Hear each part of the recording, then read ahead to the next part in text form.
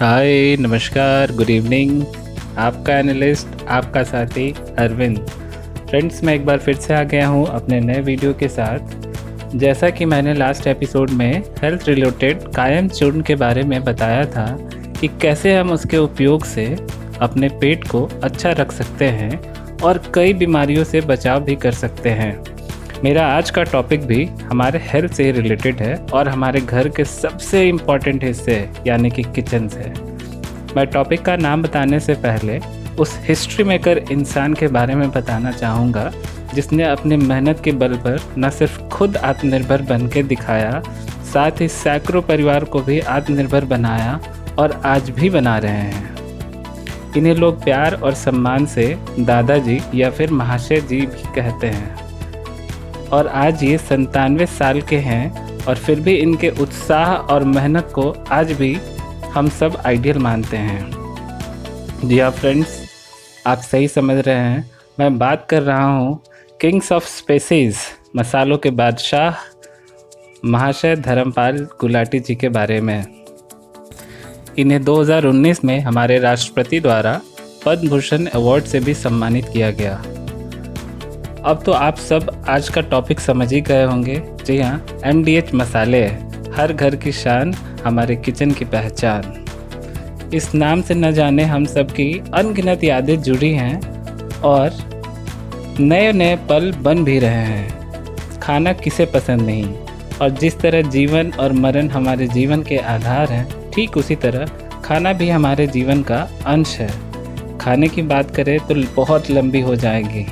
किसी को माँ के हाथ का खाना, तो किसी को दादी के नानी का हाथ का खाना याद आता होगा, किसी को अपने भाई के हाथ का खाना, किसी को अपनी बहन का हाथ का खाना, किसी को किसी स्पेशल के हाथ का खाना, किसी को अलग अलग जगह के खाना याद आता होगा।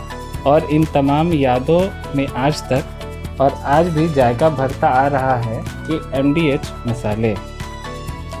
MDH मसाले मेरे ख्याल से बहुत सारे लोग शायद आज भी इसका पूरा नाम नहीं जानते होंगे। कोई नहीं, चलिए मैं बताता हूँ। MDH का पूरा नाम है, M से यानी महशियान, D से दी और H से हट्टी, महशियान दी हट्टी।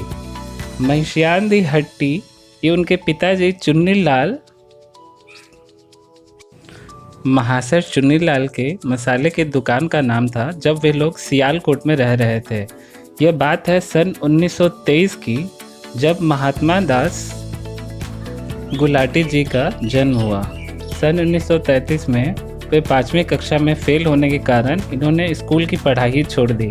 पढ़ाई छोड़ देने के बाद इनके पिता ने धर्मपाल गुलाटी जी को लकड़ी का काम सीखने के लिए एक बढ़ई के पास भेजा, पर इनका मन न लगने के कारण इन्होंने 8 माह तक वहाँ काम किया और फिर वहाँ भी छोड़ दिया।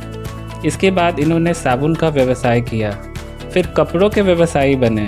इसके बाद उन्होंने चावल का भी व्यापार किया, लेकिन इनमें से किसी भी व्यापार में वो लंबे समय तक टिक नहीं पाए और अंत में इन्होंने दोबारा अपने पैतृक व्यवसाय को ही फिर से करने का ठाना और मसाले का व्यवसाय शुरू कर दिया। अभी वो धीरे धीरे आगे बढ़ ही रहे थे कि अचानक से सन 1947 में हमारे देश का बंटवारा हो गया। बंटवारे के बाद सियालकोट का हिस्सा पाकिस्तान में चला गया। इस कारण से पाकिस्तान में हिंदुओं पर दंगे और तरह तरह के अत्याचार होने लग गए, जिनमें कई हिंदुओं को मार दिया गया।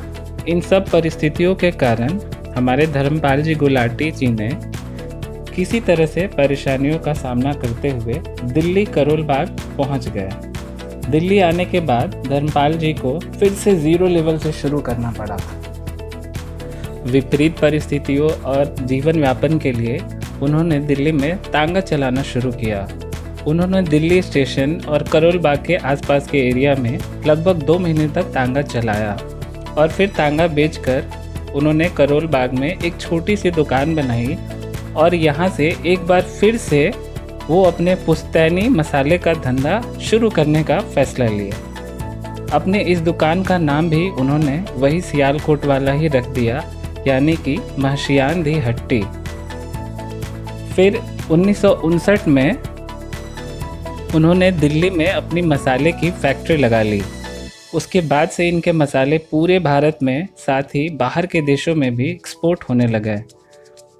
आप सब सोच रहे होंगे कि मैंने आपको धर्मपाल जी गुलाटी जी के बारे में इतनी सारी बातें क्यों बताई। दोस्तों, मैं सिर्फ ये समझाना चाह रहा हूँ कि अगर हमने आगे बढ़ने का हौसला बना लिया और ईमानदारी से मेहनत करने लग गए तो फिर ऐसा कुछ नहीं बना जो हमें हमारे मंजिल से दूर कर सके, चाहे वो हमारे हालात हो, बुरे से बुरा वक्त हो या फिर कुछ भी। वो कहते हैं ना, खुद ही को कर बुलंद इतना कि हर तकदीर से पहले खुदा बंदे से खुद पूछे, बता तेरी रज़ा क्या है। तो फ्रेंड्स, अब मैं अपने सेगमेंट लोकल पे वोकल पे आता हूँ। धर्मपाल साहब ने अपने ब्रांड MDH को रोशन करने के लिए दिन रात एक कर दी, काफ़ी मेहनत किया और आज MDH के पूरे देश में 15 फैक्ट्रीज़ हैं। MDH ब्रांड मसालों के भारतीय बाज़ार में 12% के हिस्से के साथ दूसरे स्थान पे है। आज MDH कंपनी 100 से ज़्यादा देशों में अपने 60 से भी अधिक प्रोडक्ट्स बेच रही है। एक और रोचक बात, धर्मपाल जी 94 साल के उम्र में 2017 में सबसे ज़्यादा कमाने वाले FMCG के CEO बने। महाशय धर्मपाल गुलाटी जी के मसालों के व्यापार के साथ साथ बहुत सारे सामाजिक कार्य भी जुड़े हुए हैं, जैसा कि MDH इंटरनेशनल स्कूल, महाशय चुन्नीलाल सरस्वती शिशु मंदिर, माता लीलावती कन्या विद्यालय, महाशय धर्मपाल विद्या मंदिर। इनके संस्था के स्कूलों के साथ साथ कई अस्पताल भी हैं। अब मैं MDH मसालों के कुछ मेन प्रोडक्ट्स के नाम बताना चाहूँगा, जैसे कि MDH देगी Mirch, MDH chana masala, MDH kitchen king, MDH chunky chaat masala, meat masala, kasuri methi, rajma masala, shahi paneer, dal makhani, sabzi masala और भी बहुत सारे मसाला हैं जो कि हमारे घर में आज भी हैं।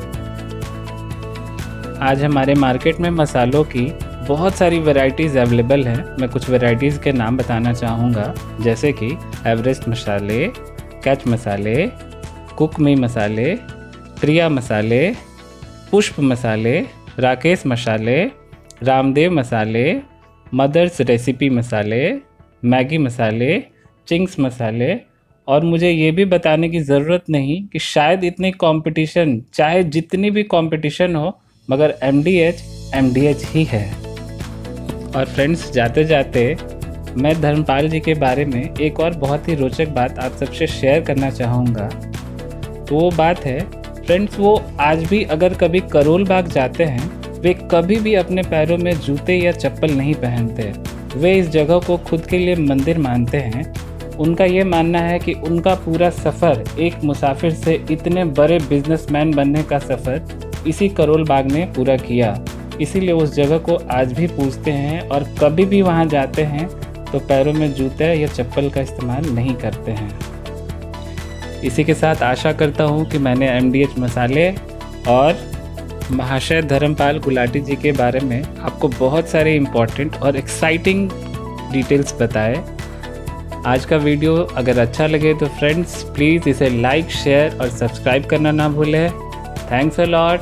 आपका एनालिस्ट, आपका साथी अरविंद।